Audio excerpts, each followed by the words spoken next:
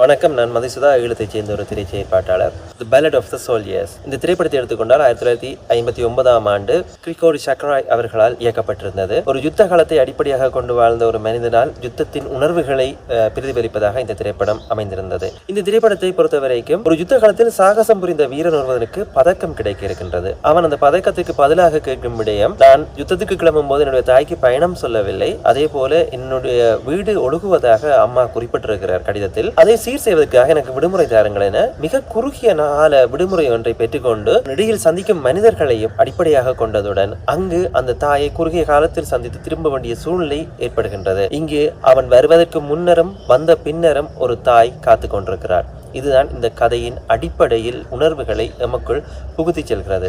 எப்போதும் ஒரு திரைப்படத்தையும் ஒரு திரை வடிவத்தையும் எடுத்துக்கொண்டால் ஓப்பனிங் இமேஜ், க்ளோசிங் இமேஜ் என்பது மிக முக்கியமாக கருதப்படும். ஏனென்றால் ஒரு பார்வையாளனை கதைக்குள் அழைத்து செல்வது ஓப்பனிங் இமேஜ் தான். அந்த அம்மா ஒரு நகரத்தை நோக்கி செல்லும் அந்த நீண்ட பாதையை நோக்கி காத்திருக்கிறாள். அந்த மகன் இன்னொரு தேசத்தில் புதைக்கப்பட்டு விட்டார் என்பது கூறப்பட்டாலும் அந்த மகன் திரும்பி வருவானா இல்லையே என்ற ஏக்கம் அந்த அம்மாவுக்குள்ளும், அந்த மகன் எப்படி போனான், என்ன நடந்தது என்ற காத்திருப்பு பார்வையாளனுக்கு அந்த ஓப்பனிங் இமேஜில் கொடுக்கப்படுகிறது.